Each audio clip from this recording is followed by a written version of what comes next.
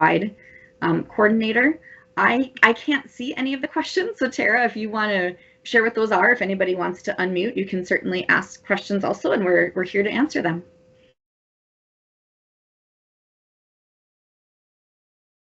Thanks, Jasmine. I believe Dex has been doing a great job going through all of the questions. I think he's mostly caught up answering all of those. So if anyone has any questions that they want to ask live, feel free to raise your hand and I can call on you and you can unmute, and then we're here and available to answer your question. Tara, I'll say just added something at the bottom of the chat. Somebody had asked about the variance process, and I have to say I don't know much about that. So if somebody could speak to the variance, that would be great. Yeah, I can talk about that. Essentially, so the variance was more of a thing during COVID. We saw a lot of those, but was an option if you couldn't find a CARS class close to you. And when you did the variance, you were doing a car seat checkup, essentially, for checking that person's car seat. B.E.S.T almost is a variance. We're having them do that car seat basic, so they're getting that education ahead of time, and then essentially we're doing a car seat checkup with them. So there aren't going to be variances anymore because B.E.S.T kind of is a variance. There is a request for us to just go through the questions, so we can go ahead and do that. So I'll read them and we'll just go through like we did last time, Jasmine, if that's fine. Sure. Do you expect there to be a period of time where there are fewer options available for providers as many technicians need to take the time to become a proxy? We're hoping not, because CARS is still an option. So if somebody is currently a CARS trainer, they can continue to offer CARS until they're switched over to doing B.E.S.T. So if anything, we're hoping the opposite will happen, because I have some people up in very northern Minnesota that are interested in doing B.E.S.T but weren't able to do CARS because we weren't adding any more CARS trainers. So really, we've got them set up as proxies already, that we're hoping that that's going to open up more for people. And just kind of keep that in your mind. Don't wait until November, December to go, oh shoot, I need to change and I need to become a proxy. Get that stuff started soon. Otherwise we will see, come the beginning of January, if people haven't completed their proxy paperwork, that's when we'll start to see a shortage of classes, would be my guess. Next question is, are you aiming for there to be at least one proxy per county, or are there no expectations on that? It would be amazing if we could get one per county. If we could have more per county, that would be amazing also. Our goal is not to set any limits to how many per county. Since the beginning, our goal has been to remove barriers for this class, whether that's so that people don't have to travel, they don't have to charge, or don't have to be charged a fee to take the course. So if we have multiple in one county, we're more than willing to accept as many as there are. I believe this question is for Claudia in regard to the car seat basics. Does the administrator have to be the proxy? Not necessarily. It could be someone that's designated, but that would be a decision that would need to be made by your organization or the organization managing the B.E.S.T program. I would say it could be two different people if you want like an admin type person that signs them up. The biggest thing would be communication between those two people to make sure that that in-person, or excuse me, that the online portion has been completed before they come to meet in person. The next question, the person is asking if they can opt in to be one of the first B.E.S.T facilitators, or if this will roll out to everyone at the same time. It's going to roll out to everybody at the same time. We've done some pilots, but now we're ready to roll it out to the whole state. So again, contact your liaison if you need more information. Next question is, will you be sharing with people who we can connect with so we can become a proxy? I know that is the next step for a handful of us at our agency, but we aren't really sure where to even start. Yep, so reach out to your liaison that's on the screen and let them know I need help finding an instructor, and we can help you figure out who's in your area that can potentially help with that. CARS was every 5 years. How often will B.E.S.T be required to renew? This will be the same as far as I understand. If we are already a proxy or an instructor, do we just need to contact the liaison then? Yep, Yes. that's correct. And that'll be a quick meeting to just make sure that you have the supplies that you need. We'll get you your eval sheet, make sure you're set up as a moderator with B.E.S.T, and you'll be set. Are we going to get a copy of this PowerPoint, or do we need to go online to the Safety Council website to access the live webinar? We could certainly share a copy of the presentation.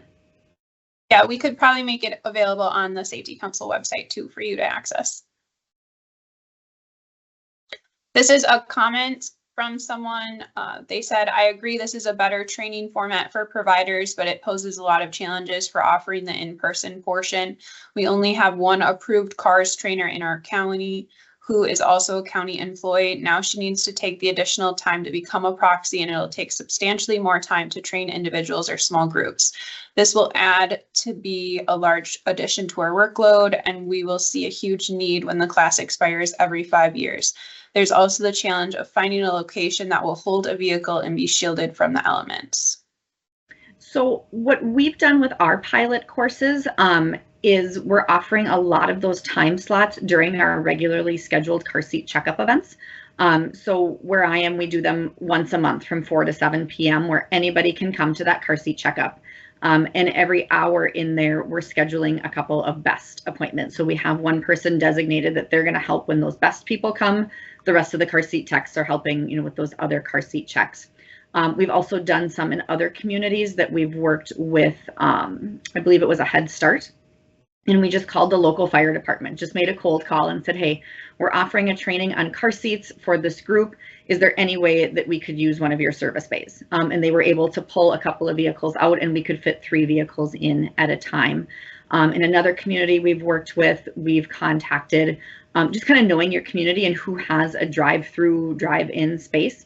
There's an electric company that has 2 drive-through bays that we can fit, I think, 7 cars in at a time if we wanted to. And a lot of times if you just call and explain, here's what I'm offering for the community as a resource, if in case of rain or in case it's really hot like it is today, or of course in the winter, can we use your indoor space to bring those vehicles in? And we've had really good luck with places saying, absolutely, we'd be happy to help you with that. So if you need help finding that space, reach out to your liaison. We can maybe do a little Googling and help you figure out what might be some good places to try.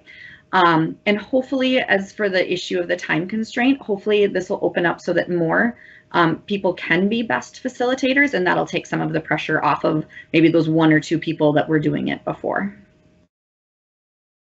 Thanks, Jasmine. Where can we find a list of B.E.S.T facilitators? That information will also be posted on the Minnesota Safety Council website. So we just have a few people right now that are trained, so that should be added very soon. And that list will be short until you do that phone call with your CPS liaison. So we need to make sure that you have that eval sheet, that you've gone through everything that you need to before that's going to be listed up there. So for the next month or 2, there might not be many listed until everybody kind of starts that process. How and/or does it benefit a proxy to become an instructor? So it doesn't matter which one you are for the B.E.S.T training. If you wanted to become an instructor, that would be just so that you can teach the full child passenger safety technician course, to teach that classroom of people that want to become car seat technicians. And so if you're interested in doing that also, again, reach out to one of your liaisons and we'd be more than happy to talk to you about the process, because we always love to have more instructors in the state. But from the B.E.S.T standpoint, it does not make a difference which one you do. Will we be able to accommodate language barriers for the online learning with car seat basics? Claudia, you can jump in, but right now car seat basics is only in English, but there's talk of Spanish. Is that correct? Yes, Spanish will be coming out either at the end of this year or next year. And there is going to be we're working toward having some other languages and having it translated into other languages as well. And I don't know what they are at this point in time, but there is talk about other languages. So an option, if you're working with a family or caregiver that needs a different language, is to work with an interpreter. Same way you would have with the CARS class if you were teaching that and needed an interpreter. That online portion you can set up for them to do in your office, that you can pull up a computer or a laptop and have them sit and do that, or you can also pull it up, as a presentation on a screen. And as that person on that slide is talking, they can do the interpreting for them. Where can we find clinics that are happening?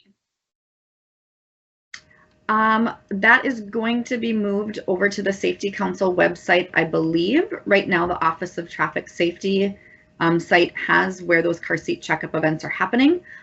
Just because there's a car seat checkup does not mean that it's going to be a B.E.S.T approved checkup. So Sure I'll jump in. That was my question. Just thinking, so my team has some car seat facilitators or CARS facilitators currently. We don't often hold checkup events and aren't really set up to do them very frequently. And so kind of to one of the previous points, just like finding where they're happening and also finding it within my staff schedules to be able to get to them can be challenging. So that's why I'm just curious if there is a place where we know that we can go to do more of these to hopefully become proxies. Okay. Yes, reach out to your liaison for that, and they can help you maybe figure out where there's going to be an event in your area. Or maybe it's going to be there aren't any in your area, and let's work on setting one up together. And that that liaison can maybe come and help, facilitate that event. Okay, thank you. Is it expected that all current CARS instructors become proxies for B.E.S.T? There's no expectation. We're hopeful that everybody that was teaching CARS will want to continue to offer this, but there's no requirement. Our end goal is that we do have more people and more opportunities for those caregivers to take this new course. For child care providers who only occasionally transport children, would all types of car seats need to be installed in their vehicle? That's time consuming. The pilot classes that I've done, I've asked those caregivers if they don't have any car seats in their car, is what type of children or what ages of children do you anticipate that you'll be transporting? And I've had a child care provider that says, I'm only going to take school-aged kids. Well, yeah, we're not going to go over rear facing, but we go over harnessed and booster seats. If you have somebody that's going to become a foster parent and they say, we have no idea what we're going to get, it's probably going to be worth your time to go through all 4 types of seats. And that's where we say that in-person can take 60 to 90 minutes, is we want to make sure that they're comfortable with all 4 of those stages. Now, you don't need to go probably super deep into detail, since they might not end up using some of those, but making sure that they have a basic understanding of how those are installed would be good. Will providers get a certificate of completion as proof that they did the educational piece of the program before doing the seat check portion? The caregivers will get a certificate. We had that back on one of the other screens. They get that from Car Seat Basics. And so you'll know as a moderator that they've completed that portion, because you'll get an email that they've completed their test. But then you can also go into that carseateducation.org and you can pull up and see that they've completed that. So you can request that they bring a printed copy, or you can look yourself before they come. And then you'll also give them that eval sheet. And those 2 things are their proof that they've done everything. Are county licensors being informed as to who to refer their child care or foster care providers to? Craig, can you answer that? Yes, I can. Some of the DHS licensors are probably on this Teams meeting, so they may be able to give more specifics. But we've been in touch with DHS licensing all along, and they'll be able to direct their licensors where to go for the information and what they need to do on their end. Also, they can access the website just like everyone else, and that'll have a list of people and the counties that they serve. Good point. Thank you. Yeah, actually, I guess that's what I was kind of getting at. Thanks, Cree, is the licensors know to look on the website or point people to the website. So yes. It's Craig and Cree. All right, next one. Next, glad to hear about the variance going away. Can that be communicated to DHS or has it already? We still get the variance form requests for emergency or relative foster care. Craig, I'll defer that one to you. Similar answer. There was another question too about something, whether or not DHS licensors are going to know. As with anything new, I think there's a couple different things. One is the transition to B.E.S.T is a new process and it's going to take some time for it to roll out to everybody and for the word to filter down through all the agencies, because sure enough, just when you think you've got everybody covered, somebody's going to say, I've never heard of that. Well, we'll just have to get the word out. As far as the variance not necessarily being needed anymore, that is one of those things that once something exists, it's hard to make it not exist anymore. So I'm sure people are still requesting it. But I want to echo what Jasmine said. In my discussions with DHS, we came to the realization that basically B.E.S.T is what the variance was allowing. So there will be no need for that. It was an expedited process, and now the process itself is much more expedited than CARS ever was. Great, thank you. Are there options to observe B.E.S.T? Absolutely. If you wanted to reach out to your liaison, or you could even, once we have a list of those facilitators on the Safety Council website, you can contact somebody that's in your area and say, hey, I see you've got one coming up, or when you have your next one, can you call and let me know? And I know I'd be more than willing to have somebody come, and it does work very similar that if I were just working with that caregiver car side at a car seat checkup.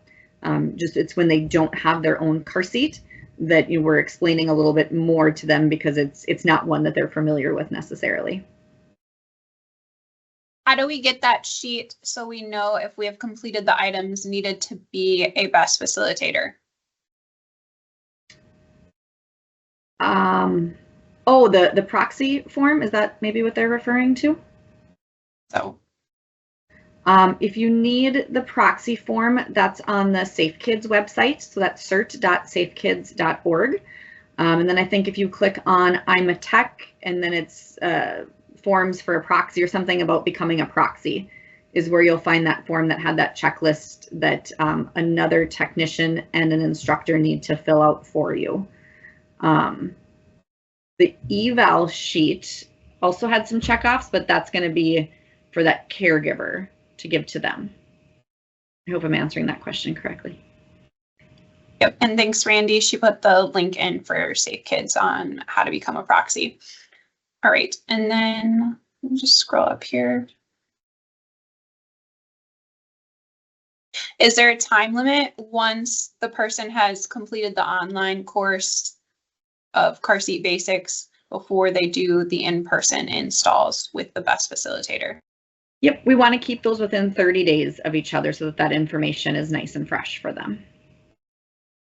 So I have another question about that. Can it be done like, can you have, if you have a group of people, can the online be done and then as soon as, and give them time to work on that and then do the in-person? Yeah. There's no minimum time, I would say.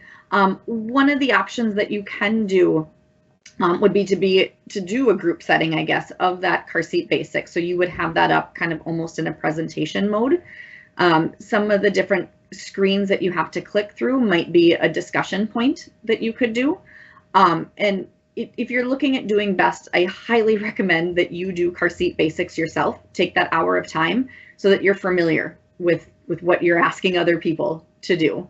That you could certainly have that up, or have each person do that at their desks if you're working at a facility, and then they come out and do that in-person portion with you right when they're done. That's certainly an option also.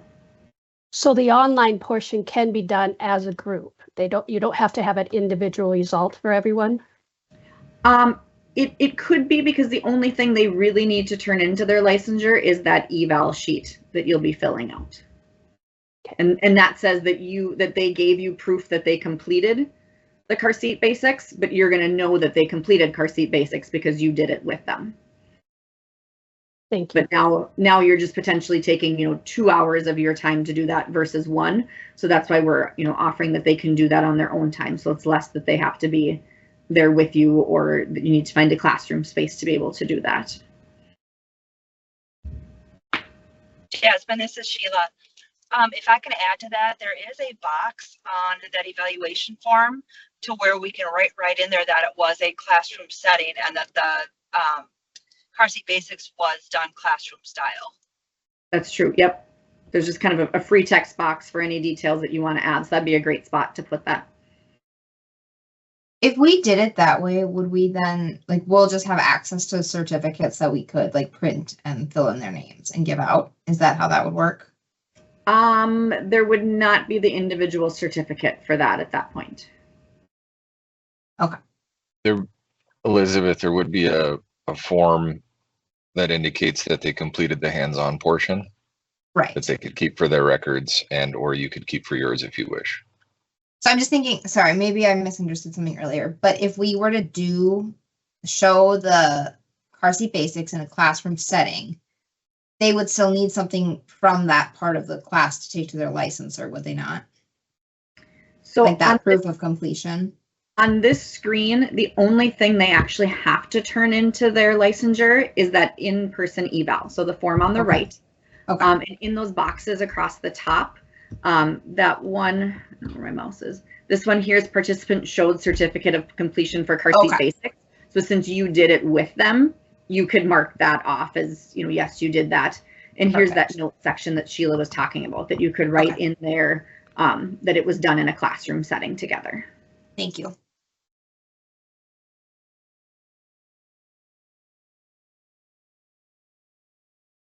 This person wanted to clarify, can we continue to do the relative variances until the end of 2024? Craig, I guess I would defer that to you.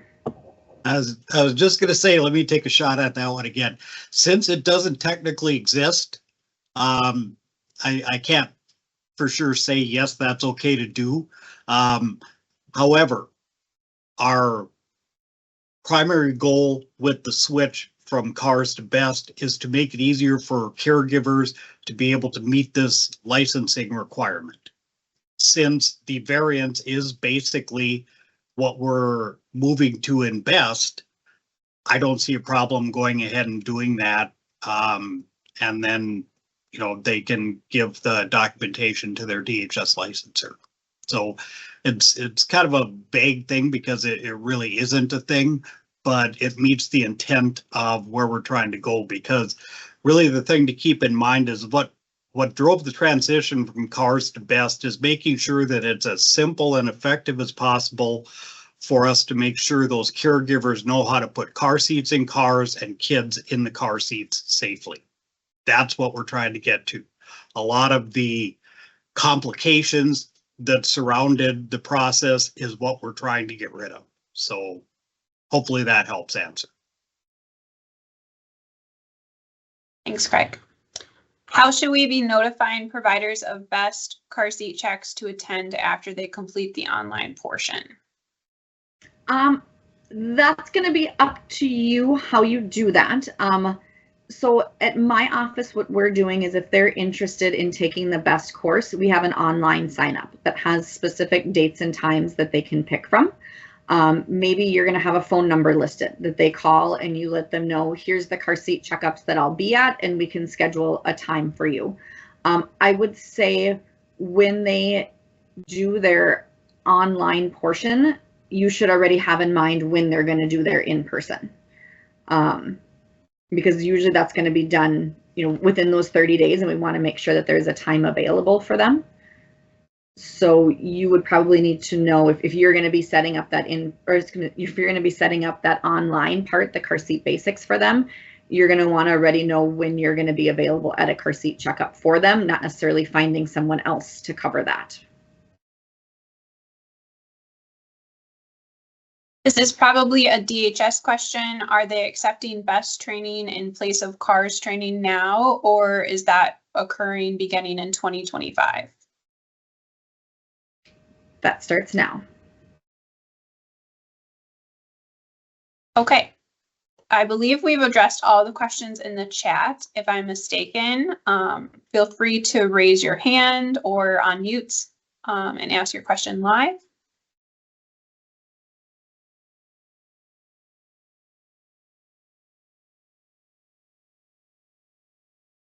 And DHS did confirm they are accepting B.E.S.T, just like Jasmine said.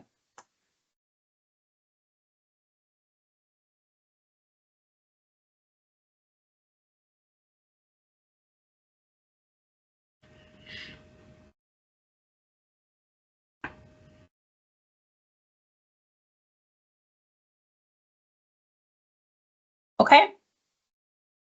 So if there aren't any other questions, yep, go ahead. This is Carmen. I was just looking back at some of the questions in the chat, and I do see that somebody had asked if they could ask a question about the new Minnesota law in this form. If they're not going to answer them or address them in this form, maybe we want to give them a direction of where people can get their questions asked, because I see somebody else said I was going to ask the same questions. So maybe figure out who to direct them to. Yep, I responded that they could send me an email with any questions they had. Perfect, thanks. Yep.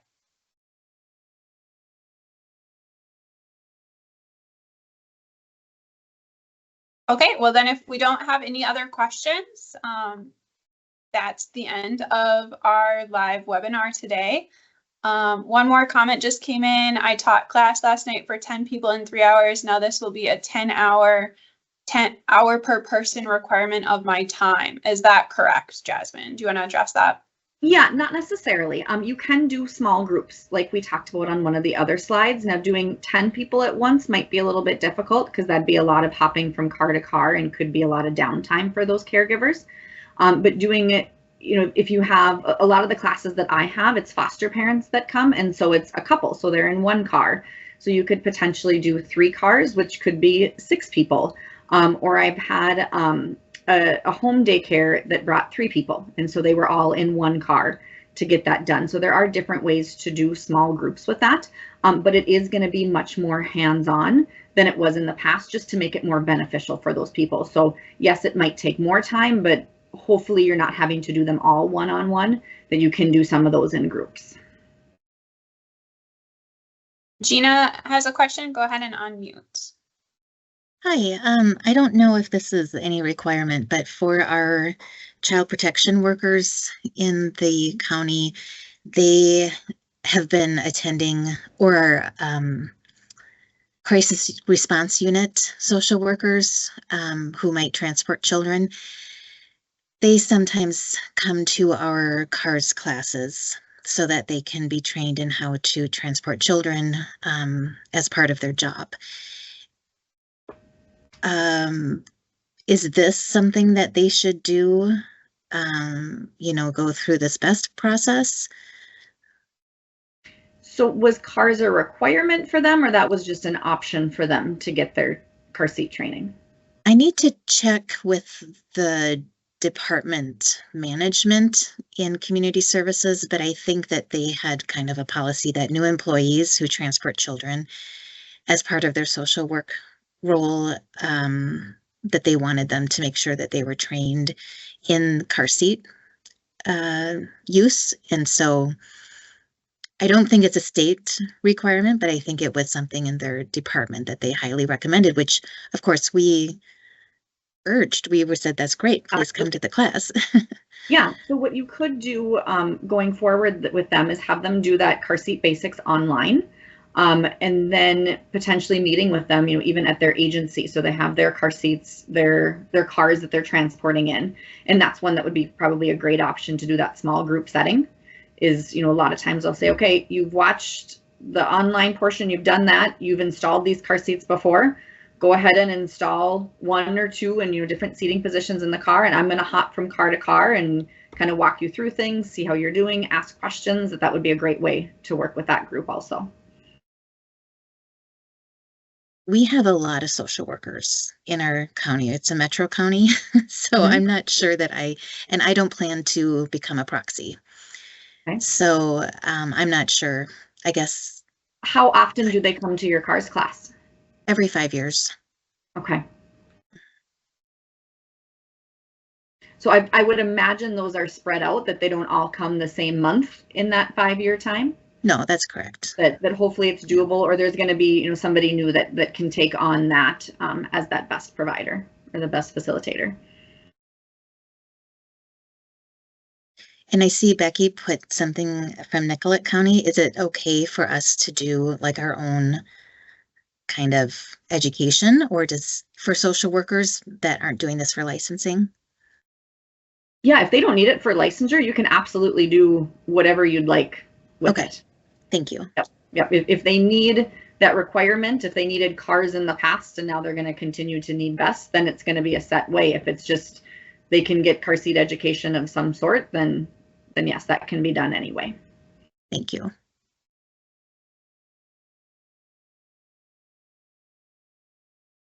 There's another question that came in regarding the new car seat law and if the public's going to be updated on that for the changes that are going into effect on August 1st. And yes, a news release is going to be released by the Department of Public Safety, either by the end of this week or early next week. And then regarding this presentation, we'll get it posted on the Minnesota Safety Council website. Otherwise, Jasmine, you may be able to send it to people too, if possible. Yep. Okay, great. Okay, those are comments about last question. And then what would be the reason to continue to be a CARS technician if we are not able to teach BEST? I don't know that I understand that question exactly. What would be the reason to continue? Yeah, so CARS again is going away. So you would only be able to be trained in CARS through the end of 2024 before you'd have to start facilitating BEST and become a proxy or an instructor. Sorry, that was a mistype. I guess what would be the reason to continue to like keep up being a car seat technician? Like, is there a reason to be like that lower level? I guess is maybe the better way to answer that or ask that question. So anybody that's a car seat technician can help at like a regular car seat checkup. If somebody just calls your office and says, hey, I need help installing a car seat, they can help with that. That proxy is going to be somebody that can teach the BEST class and can also help with recertification, seat sign off. So if you have, and that's a problem we see in some communities, is we've got, 4 or 5 car seat techs at an agency or in a whole county, but there's nobody in that county to help them recertify. Mm-hmm. That proxy could help with that part also. So it could kind of do dual purpose to help keep those technicians certified that can help with, your regular car seat checkups or regular events that are needed, but that proxy would be needed for the BEST training. Sure. Elizabeth, okay. if maybe I'm misunderstanding your question, but I think it's worthwhile sharing with the rest of the group. Proxy is, you're required to be a car seat technician first before you can become a proxy.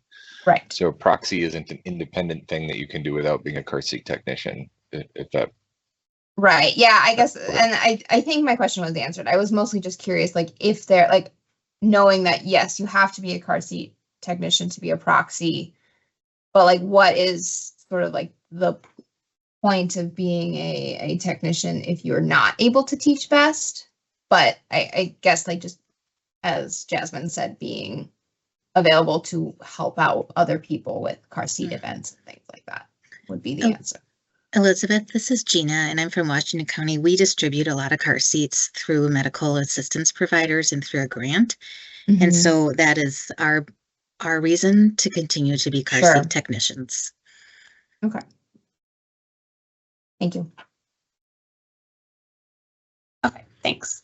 And then this person just asked again, utilizing Develop is no longer necessary for BEST facilitators, correct? Correct.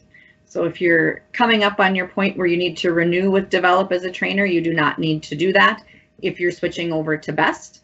If you're wanting to hold out and do cars through the end of the year and say you need to renew as a trainer with Develop in the next couple months, you would need to go ahead and go with that process so that you can continue to do that through the end of the year. But if you're ready to make the switch to B.E.S.T, you don't need to do anything more with develop. Are proxies the only ones that can sign the in-person evaluation? Proxy or a technician instructor. Okay, That are a B.E.S.T facilitator. Correct. thanks. Yeah. Yes. And if you're interested in becoming a B.E.S.T facilitator, contact your CPS liaison so that you can get approved to do that. And then again, that information for who is a B.E.S.T facilitator in the state will be posted on the Minnesota Safety Council website.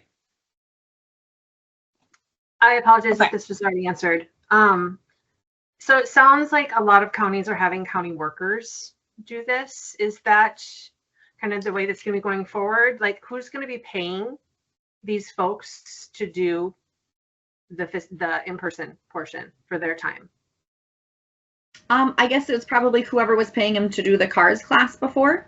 A lot of them that I'm aware of are either paid through their agency or they actually just do it kind of as a side job, and those caregivers are charged a fee to go to the course.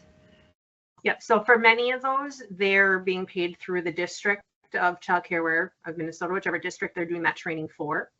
So my district, I have 22 counties, and we have probably, I know more than maybe half, maybe a little bit less than half that do not have a proxy. So we're going to have to go to the counties and request that their county work, see if we can get their county workers to do this part, because in our district, the training has always been done through trainers, through develop, that are being paid by the district. That's our worry. I'm hoping between now and December we'll get a lot of proxies in our area so that it'll work that way, but we're a little nervous for child care educators. I get how this is going to be great for what am I trying to spit out? Foster care, because a lot of times they're already working with county workers, so they do it that way. But child care educators, many of them, at least in our district, don't go that way. They just go the develop route. And in our district, it's a lot of them are all being paid through the district. Yeah, and the reason we decided to have the proxy as our standard to teach this or to facilitate this is we want to make sure that who's ever facilitating is comfortable with whatever type of car seat could come in. Some agencies only distribute, the medical assistance car seats or the state provided car seats, so they only see 2 or 3 different types of car seats. And when you're teaching CARS class, you don't have to go out to a vehicle to even see what type of car seats they have. You're just working with what car seats are there. Now that we're going out to vehicles, you could come across all kinds of different things out there, that we have rotating car seats and car seats on wheels and all these different things, that we just really want to make sure it's that higher level of car seat technician that's doing this so that they're comfortable with those seats, because our ultimate goal is obviously to remove those barriers, but we also want to make sure we're giving out accurate and correct information. We're going to see a lot of changes in car seats as new regulations come out here in the next year too. And so it's just kind of setting that little bit higher standard for those facilitators that is attainable for anybody also. So the liaisons, and I'm sure instructors and different people in their surrounding communities would probably be more than willing to work with them if they have events set up to help get them to that proxy level.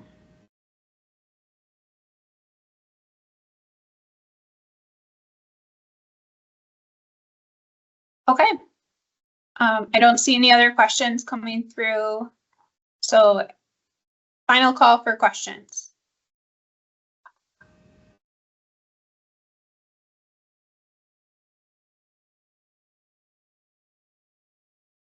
Okay, hearing none.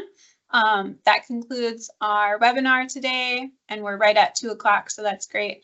Thanks again, everyone, for joining us. If you have additional questions that were not addressed today, feel free to contact myself, Tara Helm at the Minnesota Safety Council, or you can contact one of the liaisons listed on the screen there, Jasmine, Randy, or Sheila.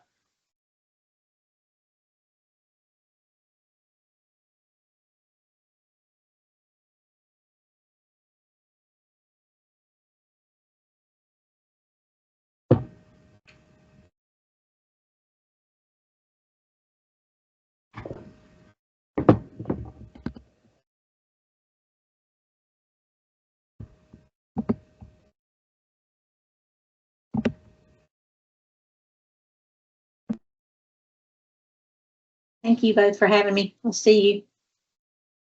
Thanks, Claudia. Thank you. Thanks, Jasmine. Yep.